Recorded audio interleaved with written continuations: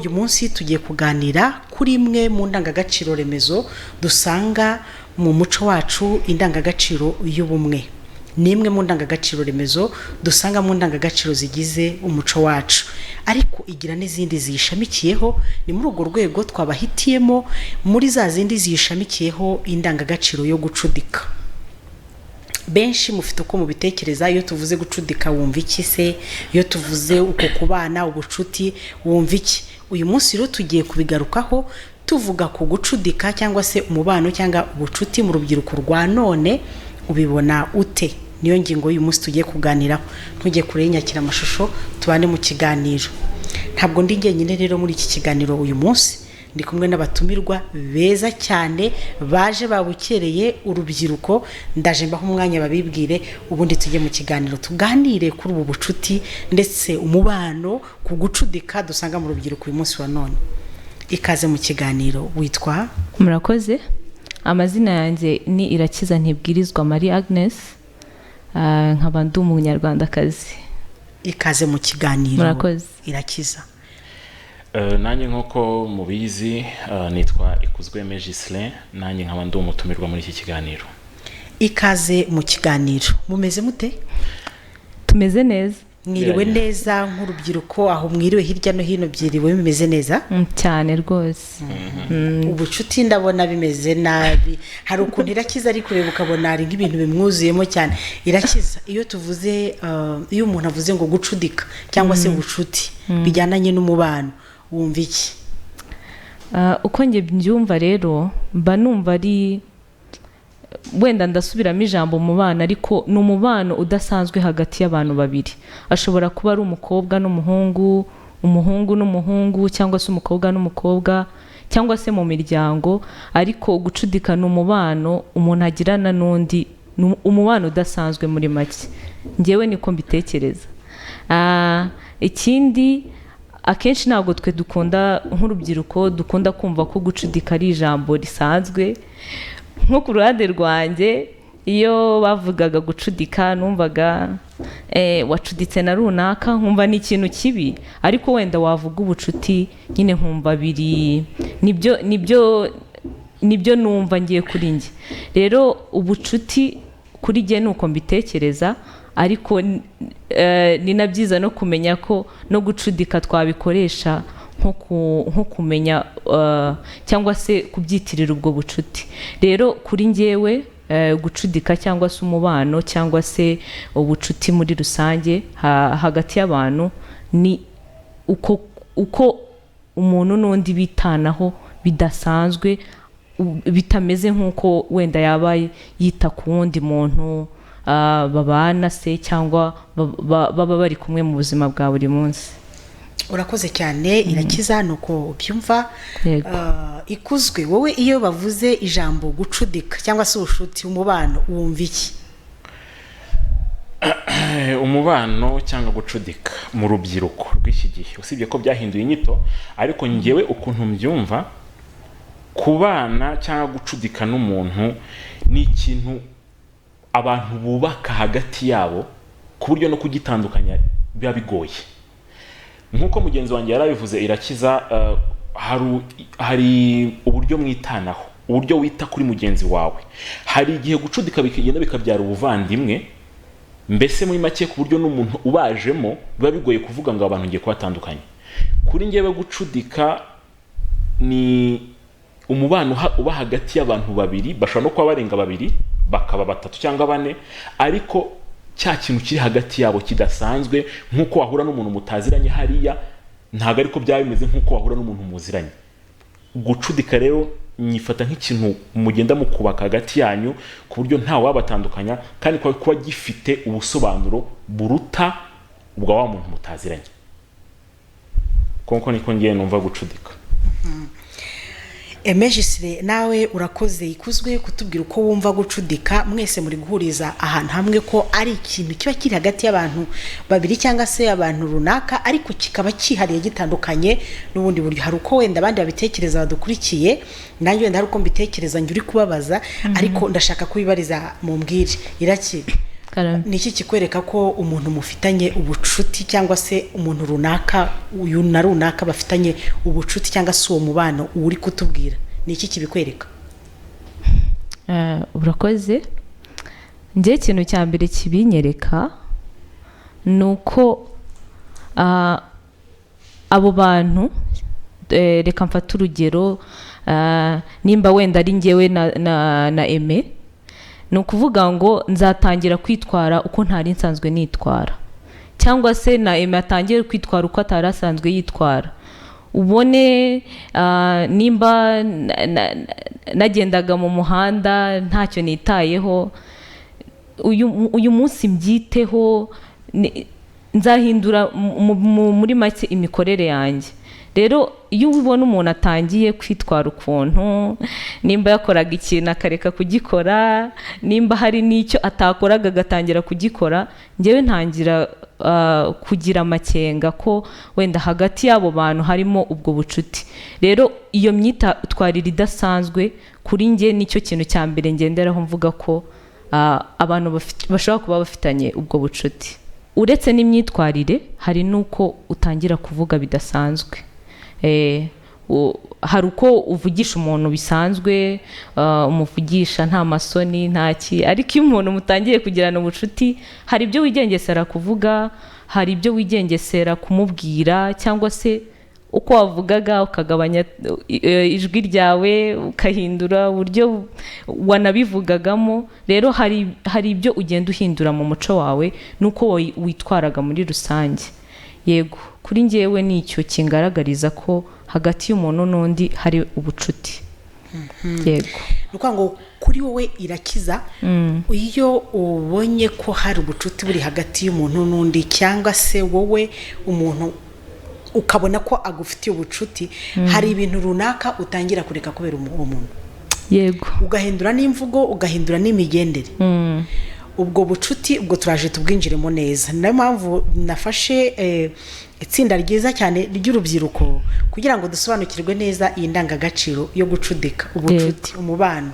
Hari ukuntu dushobora kuba tubutwara uko utari nk'urubyiruko, kandi ari indangagaciro ikwiye kuturanga nk'iki nk'abanyarwanda, by'umwihariko n'urubyiruko dusanga muri abo banyarwanda. Ikuzwe iyo tuvuze ngo umuntu acuditse n'undi, cyangwa se wowe ubwawe niki kikwereka ko uyu muntu ashobora kuba ari inshuti yawe, cyangwa se hari ubucuti, hari gucudika hagati yawe nawe, cyangwa se runaka afitanye n'ubucuti na runaka? Murakoze. Njyewe reka nivuge kuko abandi ntago mbazi, wenda uko abantu bafata ubucuti mu buryo butandukanye. Nkanjye uwo mfata nk'inshuti yanjye ni umuntu umenya kuruta uko niyizi. Iyo umuntu avuze ngo umuntu anzi kuruta uko niyizi, hari ukuntu umuntu aba yizi ariko akanga kwemera ko uko ariko ameze. Ariko wa muntu w'inshuti yawe ukuzi neza aje avuga ati oya, gira gutya ndabizi nibyo bintu bitari kubangamira, cyangwa gira ngenza gutya nibyo bintu biri bukungure. Wa muntu utazatinya kuza kukubwira ko ibiri gukora atari byo, cyangwa nubwo mwa muri kubikorana ibi tugiye gukora sibi ntago ari byo. Ni ukuvuga ngo uwo ni uzangaririza ko ari inshuti, kuko urabizi ko n'ibyo ngubu byabaye uburyarya. Hari umuntu uzaka kugaragariza nk'ibyo byose mugenzi wanjye Irakiza avuze, hari umuntu uzaka kugaragariza ibyo byose kandi akuryarya ndafite icyo gushakaho. Ariko se koko twabyita ubucuti? Ibyo twabyita uburyarya. Ariko nk'uko abantu muri iki gihe basigaye babizi kundusha ko ntabwo nzi kuryarya, ubwo wenda uwo wita ko ari umucuti wanjye wiza ashobora kuba avuga nzi kuryarya, okay, muri njye ntabyo nzi. Gusa icyo nakwita ubushuti ni cya kintu wa muntu uzakubwira ukuri uko kuri, nubwo kwakubabaza uko ariko kose, ariko akabikubwira kuko we akwifuriza icyiza, atari wa muntu ukuryagiye kugira ngo agire icyo agukuraho. Ubushuti rero nuko ngiye mufata wa muntu kumenya kuruta uko wiyizi, cyangwa kuruta uko wiyakira. Urakoze cyane Ikuzwe. Aho ngaho rero Ikuzwe turakubaza na Irakiza, ushyizemo akantu kakandi muvuga ku rubyiruko, ati ni umuntu ukubwiza ukuri cyangwa se ukumenya kuruta uko wiyizi. Ni gute wamenya umuntu ukubwiza ukuri ko nta muntu ureba mu mutima wundi, hanyuma ngo ushingire uvuge ngo uyu muntu turacuditse cyangwa se uyu muntu ni inshuti nyayo? ubibwirwa n'icyo ufite igipimo ubipimiraho uradufasha kugira ngo n'abadukurikiye bamenye uko bashobora kuba bamenya koko ni iki kinyereka ko umuntu runaka turi inshuti cyangwa se hari ubucuti dushaka gucudika. nahita mpera nko ku rugero tuvuga wenda nka Irakiza ni inshuti yanjye magara, wenda ndashaka ko tumenyana byisumbuye cyangwa byiyongereyeho.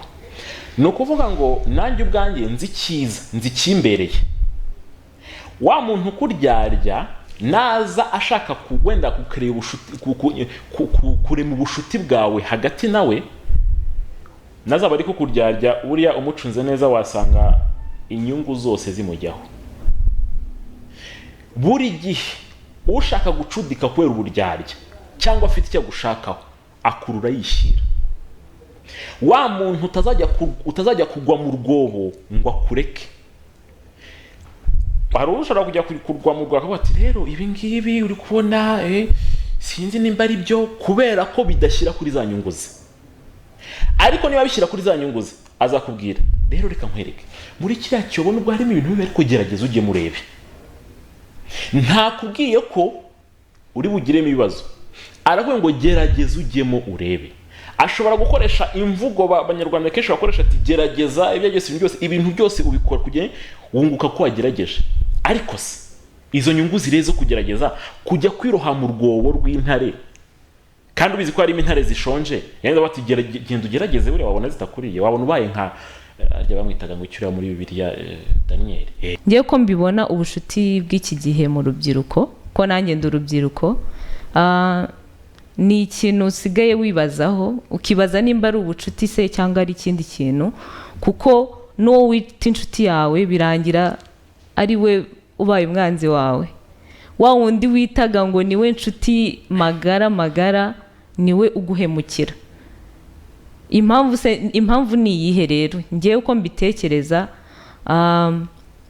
usanga uko wowe utekereza ko umuntu mushobora kuba muri inshuti, nyine ntabwo bimeze nk'ibya kera pe. ushobora gutekereza ko umuntu ari inshuti yawe ariko we atari ko abitekereza, atari ibintu bigenda kuri umwe ariko ngo nawe bikugarukire. ukwizera ubundi muri ubwo bucuti haba hagomba kubamo kwizerana hagati y'abantu babiri. rero iyo uko kwizerana nako kubuze n'ubwo bucuti burapfa. rero ubucuti busigaye ari ikintu cyo kwibazaho, ugasanga umuntu yarihebye ati nta bucuti bukibaho. muri ubwo bucuti hazamo iyo umuntu muri inshuti munafitanye urukundo, usanga umuntu amaze imyaka, ufite imyaka 15 uri kuvuga ati nta rukundo rukibaho, nta nshuti nkigira. ni ibintu biteye ikibazo mu rubyiruko. ikindi ntabwo tukimenya ese uyu muntu ni inshuti yanjye, uyu muntu turaziranye. dukunda gukora ikosa yo kuvuga ko umuntu yabaye inshuti yawe ariko muziranye gusa. rero ntago njye mba mbona ishusho bifite, ntago tuzi icyo ubushuti ari cyo. buri muntu wese abihereza inyito yabyo, kandi njye uko mbitekereza ubushuti bufite inyito ya nyayo, bufite inyito twagakwiye gukurikiza, kuko na kera ubushuti bwahozeho kandi ni ikintu kizakomeza. rero ubushuti bwafashe indi sura, bwafashe ikindi kintu kitari cyiza, usigaye ubushuti burebera mu ndorerwamo y'ikintu kibi gusa. kandi ubushuti ni ikintu cyiza cyane ntekereza ko cyanakugeza kure, yaba mu byo uri kubaka mu buzima bwawe, yaba aho uri kujya. ariko uko mbibona ngiye mu rubyiruko iki gihe byabaye bindi, usigaye usanga ni ubushuti bw'iminsi 2, ni ubushuti bw'icyumweru, iyo bibaye igihe kinini bikaba umwaka, ariko ugasanga hari ikibatandukanyije. kuko navuga ko isi igenda yiyuburura, ibyo tugenda twiga bundi bushyashya. rero ubushuti bwahinduye inyito, sigaye ifite inyito nziza n'inyito mbi. inyito nziza ni uko ubushuti ari ikintu kiguha ibyishimo. ubushuti ni ikintu kigufasha kubaka ubuzima bwawe buri imbere. ariko nanone ngiye ku nyito mbi, ubushuti bwabaye bwafashe inyito y'uburyarya. Umuntu usigaye umubonera inshuti yawe usigaye uyibona nk'aho ari indyarya, ariko kubera ko uvuga neza byabaye inyungu. Byabaye inyungu ibintu byose.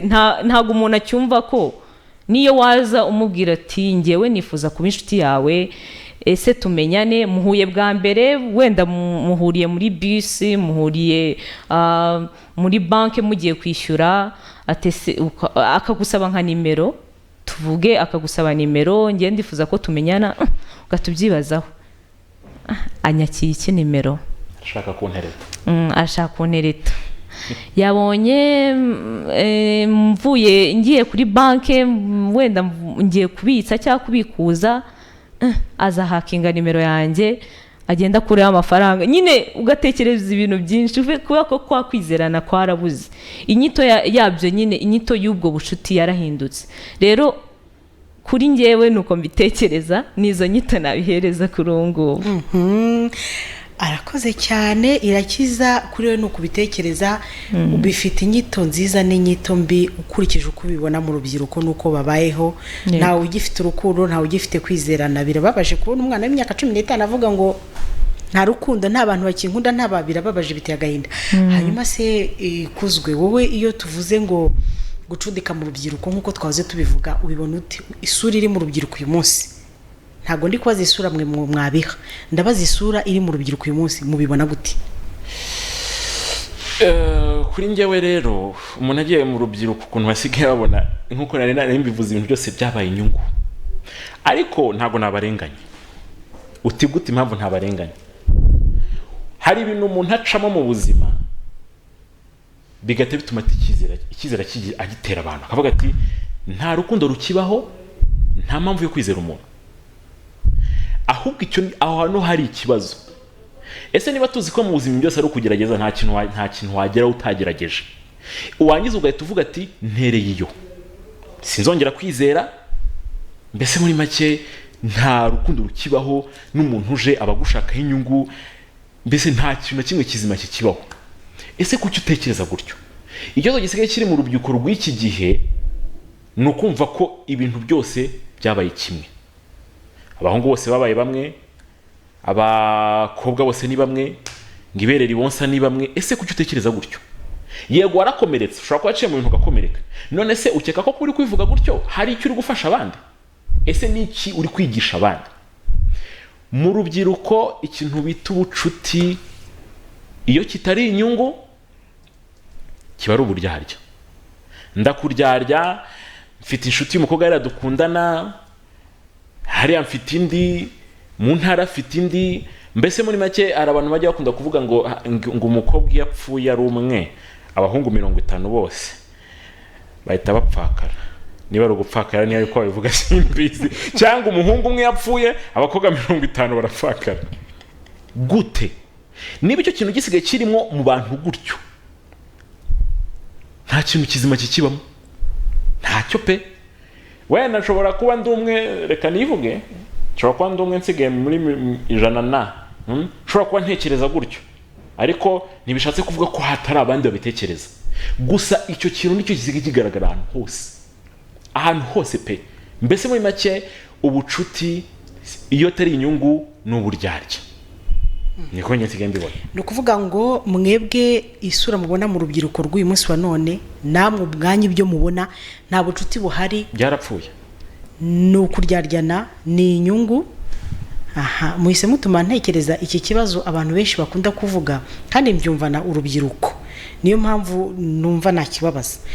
Mwemeranya n'abavuga ko umubano uri hagati y'umusore n'umukobwa, cyangwa se ubushuti, nimvuga umubano mujye mwumva ubushuti, ariko kuko gucudika, umubano hagati y'umukobwa n'umuhungu, mwemeranya n'abavuga ko uwo mubano igihe cyose ushingiye ku gukora imibonano mpuzabitsina?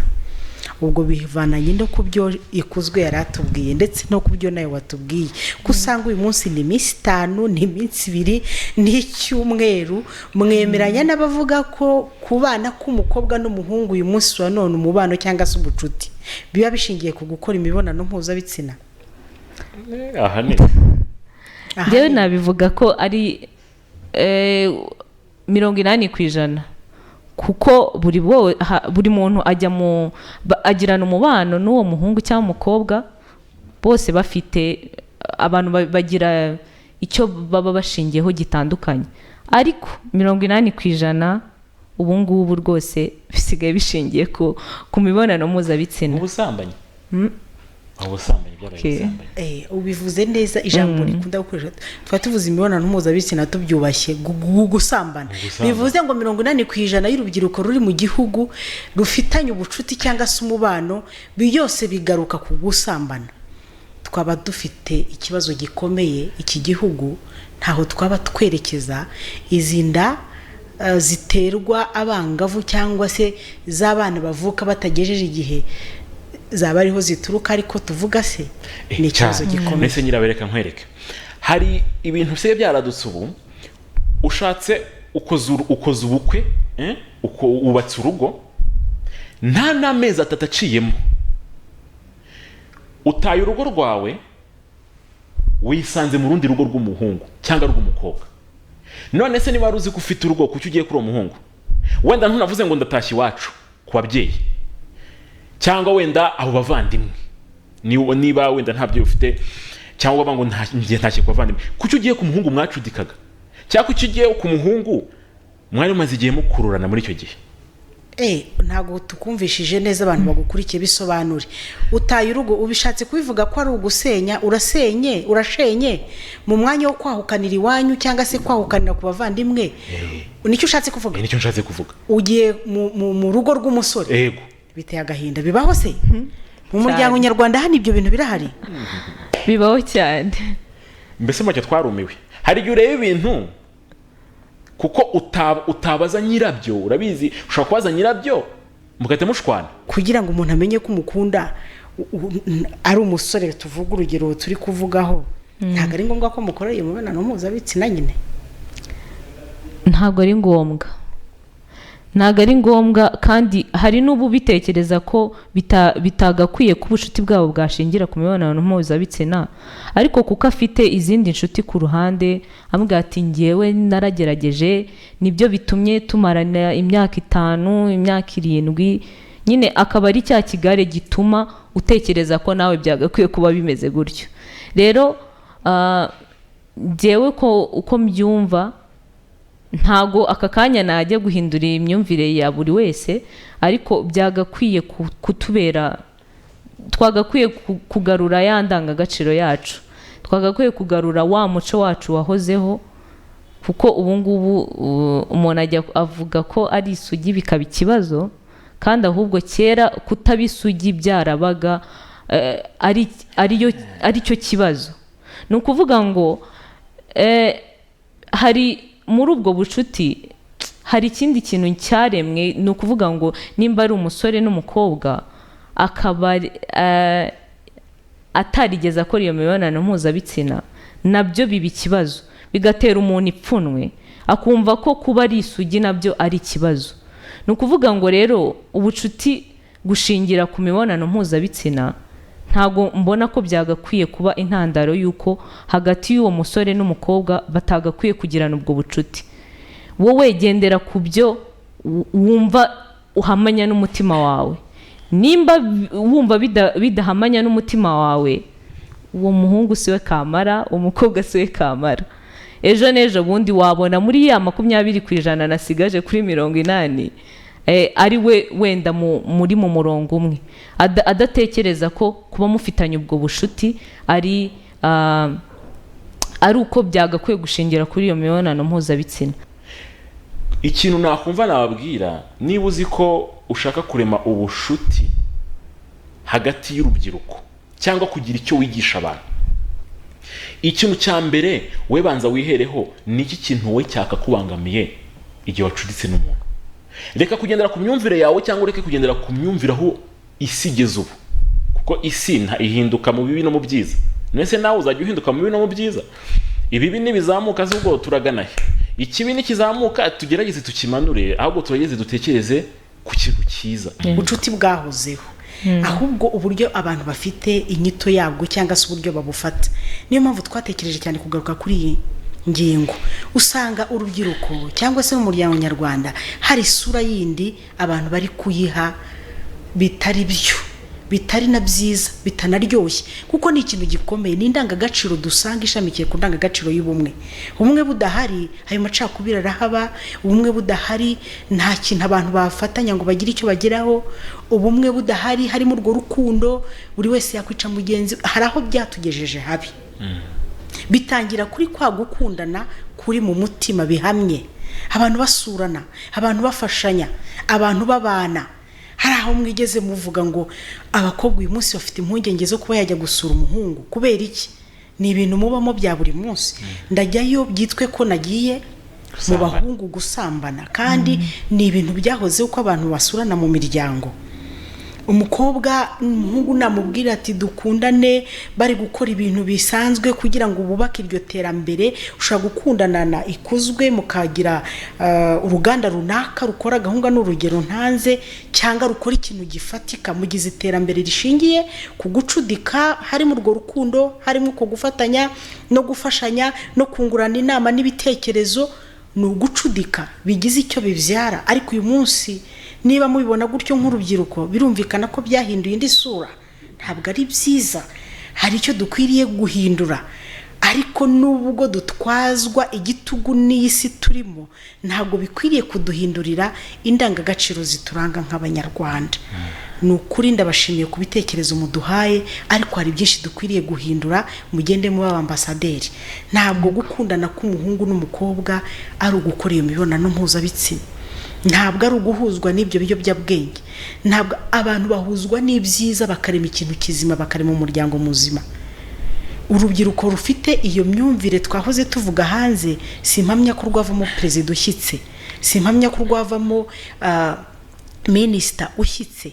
Rero kufite ko gutekereza kuzima, nazamure mugenzi ufite iyo myumvire itameze neza, ufite ubwo bucuti budafite aho bushingiye hazima, kuko ikintu cyiza cyose Imana iragishyigikira.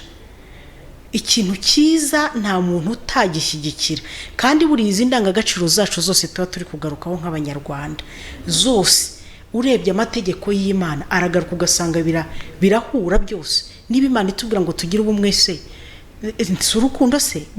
Niba itubwira ngo tugire uko gufashanya, si urukundo se? Niba itubwira ngo tugire uko kugirana inama, yego nugira inama mugenzi wawe ngo ave mu bibi, nuko umukunzi n'ubucuti. Hari ikintu kidasanzwe kiraho hagati gituma mugenderana, gituma mugira uwo mubano. Kandi abanyarwanda ni ikintu bakunda cyane, ni indangagaciro nziza, ndetse bikarenga n'u Rwanda ukajya kubana n'abanyamahanga. Ntimubibona se ku iterambere dufite? U Rwanda rwacu ruzi kubana, yego ruzi kubana. Mugomba kurebera ku byo abatubanjirije. Niba uyu munsi ubuyobozi buhaguruka bukajya kurema ubucuti hanze n'ibindi bihugu, twagakwiriye kureberaho nk'urubyiruko n'iki twakora ngo tureme ubucuti bushingiye ku ndangagaciro nzima ifite icyo yazamura. Tuzamuye ubucuti buduha iterambere, ariko tuzamuye n'ubucuti mu buryo bw'umutima bwo kubakana. Hari igihe abantu bari inshuti baranashyingirana, ukava muri kino gihugu ugashyingira mu kindi gihugu, ubucuti bukarushaho gukomera. Abakera bo baranwanaga, kunywana, bakoraga imihango yo kunywana. Sinzi namubizi urubyiruko uyu munsi ntago bakinywana, hari uburyo babikoraga bwo kuvanga amaraso. Uyu munsi bitewe n'indwara zitandukanye n'ibihe uko bigenda bihinduka ntibikiba, ariko tunywana mu bundi buryo, mu rwego rwo kurushaho gushimangira iyi ndangagaciro yo gucudika ubucuti, umubano. Yego. Rero mube ambasaderi beza, mutubwire urubyiruko hagira ikintu gihinduka, imyumvire ihinduke. Imyumvire ihinduke ku rubyiruko, imyumvire ihinduke mu muryango nyarwanda, kuko hari uko u Rwanda rwubatse muri izi ndangagaciro. Ubumwe ni ikintu gikomeye, tudafite ubumwe ntacyo twakora. Yego. Tudafite uko gucudikanya ko kuvuye mu mutima, niho bwa buryarya mwavugaga twabusanga. Niho zangaruka zose z'ikibi ziza zikatuganaho. None se ubu ducuditse dushingiye ku kunywa ibiyobyabwenge, amaherezo yacu nayahe? Ni ukuba abasazi mu muhanda twirukanka kubera ko twanyweye ibiyobyabwenge. Ducuditse kubera ko kikwereka ko ngukunda nuko twaryamanye. Ejo ndatwise ndakwihakanye uragihakanye unyangirije umutima ndetse n'uwo mwana uvuyemo azabaho yego Imana yabyemeye ariko ni ingaruka z'icyaha twakoze. Tugiye kwiba dufite ubucuti tumenye banki hariya cyangwa twibye abantu runaka baguciye akaguru kandi wari kuzaba umuntu ukomeye wari kuzajya wirukanka wenda ukasohokera igihugu ukagira icyo umara umuryango wawe. Tugire ubucuti bushingiye ku bintu bizima. yego Ikizima ndagishyigikira. Reka twumve uko inteko y'umuco ibivuga. Ibi byose tuba tuvuga bifite ahantu bibarizwa. Hari protokole ya leta ishinzwe ibijyanye n'umuco, hari rero ikigo kibifite mu nshingano inteko y'umuco bajya bandika ibitabo bitandukanye. Tuba dukwiriye no kujya mu nkoranyabitabo hirya no hino tugasoma. Hari uko bavuga iyi ndangagaciro ishamikiye ku ndangagaciro y'ubumwe iyi turi kuvugaho yitwa ku gucudika. Bavuga ko kugira ngo abantu babyumve neza natwe tubyumve kurushaho, bavuga ko ubucuti ari umubano uhamye uturutse ku mutima. Bumva ko ari ikintu cyo mu mutima imbere, ugakomezwa n'ibikorwa bigaragara nko gushyira hamwe. Yego? Hanyuma abantu ugasanga barasurana, baratabarana, bakagirana inama, bagafashanya, bagashyingirana n'ibindi. Urumva ibindi twavuga bari kuvuga aho ngaho ni byiza gusa. Ntabanyeganye rero ijambo mwagira ubutumwa muha urubyiruko muri rusange hanyuma tugasoza ikiganiro. Murakoze. Nkanjye ubutumwa nahereza urubyiruko bagenzi banjye ni ukubabwira kumenya ubucuti ubwo ari bwo. Turabusobanuriwe ntabwo tugikunda gusoma pe, ariko basi tugerageze no kubaza kuri abo baba bazi aho twakura nk'ibyo bisobanuro. Njye nk'icyo gisobanuro ndagikunze cyane. Icyo kinsigiye ni ukumenya ko ubucuti bugomba gushingira ku cyiza gusa. Atana umugarure nayoba umuyobore. Ni byiza cyane ko urubyiruko twafatanya mu buryo bwo kubaka umuco tukazamura igihugu no mu iterambere. Murakoze cyane. Murakoze cyane, ndabashimiye cyane ku nkunga mutanze, mwubatse imitima ya benshi kandi natwe ubwacu turiyubatse. Ni ngombwa ko tuganira, nibi ni byahozeho mu muco w'Abanyarwanda kandi tuzahora tuganira. Buriya naho ubutaha tuzongera tugira ibiganiro byinshi tugaruka twubaka umuryango nyarwanda. Ndabashimiye, Irakiza ndagushimiye, Ikozwe ndagushimiye, Imana ibarinde. Murakoze cyane. Naha dusoreje ikiganiro umuco mu iterambere. Ndi Nyirabahire Marie Constantine.